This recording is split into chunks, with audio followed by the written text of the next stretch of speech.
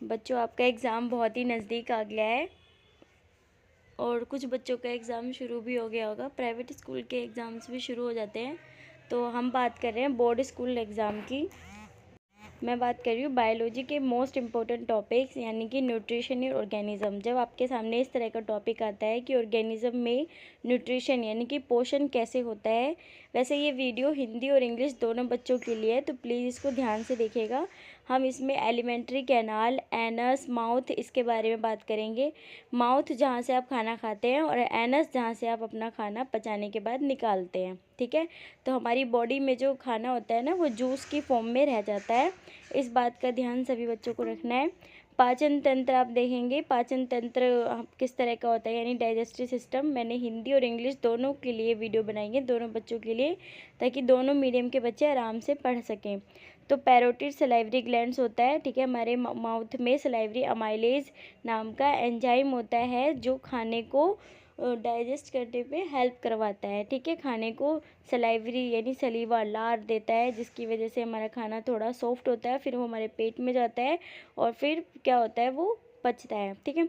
तो खाना पचाने का काम कौन करता है, स्मॉल इंटेस्टाइन, और फिर वो कहाँ जाता है, लार्ज इंटेस्टाइन के थ्रू, एनस के थ्रू बाहर आ जाता है, ठीक है। स्मॉल इंटेस्टाइन खाना पचाता है, फिर लार्ज इंटेस्टाइन में जाता है, फिर रेक्टम में जाता है, और जो मेन इसका डाइजेस्टिव ग्लैंड्स होता है वो सीक्रेट डाइजेस्टिव जूस होता है, ठीक है। डाइजेस्टिव जूस बन जाता है, फिर सलाइवरी ग्लैंड इसको फिर उसके बाद ये पैंक्रियाज वगैरह के थ्रू निकल के लीवर, पैंक्रियाज और सलाइवरी ग्लैंड, ठीक है। ये आपको लिखना बहुत ज़रूरी है। सलाइवरी ग्लैंड होता है ग्रंथ।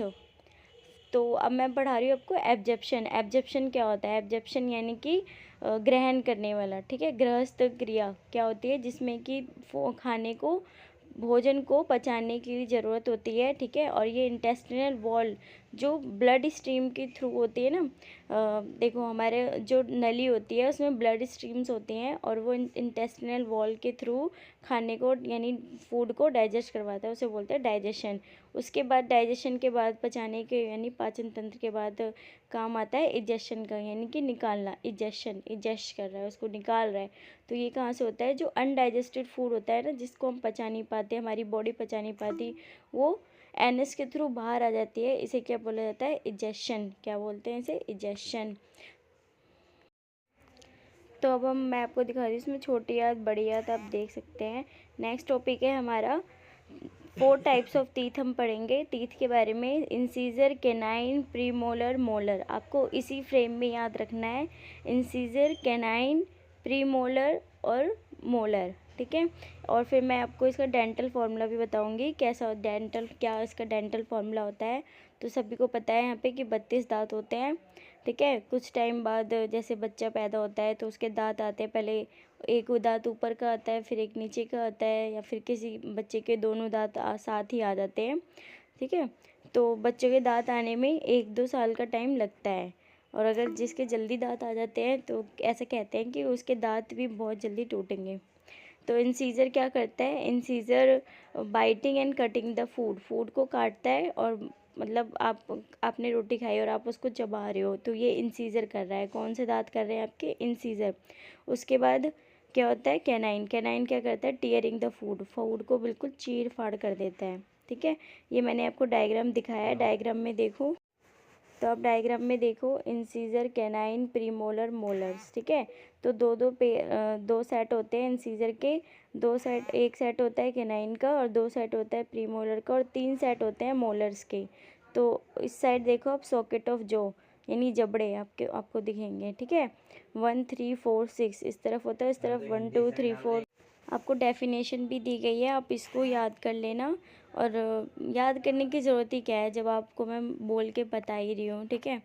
बस आपको लिखना है, और ऐसे ही वे में लिखना है, जो आपको समझ में आ रहा है ना उसी तरीके से लिखना। ज़रूरी नहीं है डिफ़ाइन पूरी लाइन टू लाइन आप उसको डिफ़ाइन करो, बस इतना ज़रूरी है कि आपको समझ में आना चाहिए।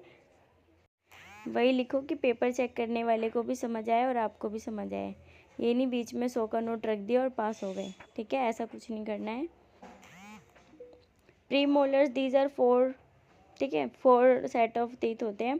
देखो सेट ऑफ 32, कैसे बना हुआ है, राइट से लेफ़्ट देखो, लेफ़्ट से राइट देखो, तो आपको दिखाई देगा। ऊपर के सारे दाँत देखो आप और नीचे के देखो। 1 2 3 4 5 6 7 8 9 10 11 12 13 14 15 16 17 18 19 20 21 22 22 23 आप 32 तक इसको काउंट कर सकते हो ईजिली। तो मोलर्स एडल्ट में दीज आर 6 होते हैं, ठीक है। मोलर्स कितने होते हैं एडल्ट में, ये क्वेश्चन आपसे पूछा जा सकता है, 6 होते हैं। अब ये डेंटल फार्मूला आप देख लो। डेंटल फार्मूला इंसीजर, पहले डेंटल फार्मूला क्या होता है, 2102/2102, ठीक है। तो इंसीजर्स देखो कौन से हैं, 2 का पेयर इंसीजर में है, 1 का पेयर कैनाइन का होता है, प्री मोलर्स का 0 और मोलर्स का। तो आप इसको कंबाइन करोगे, 2 से मल्टीप्लाई करोगे तो अपर जो अपॉन में लोअर जो, ये इस तरह का आपके सामने फॉर्मूला आ जाएगा, ठीक है।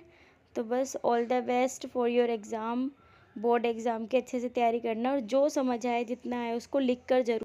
आई अगेन रिपीट, खाली पेपर के नंबर कोई नहीं देगा, कोई भी नहीं खाली पेपर के नंबर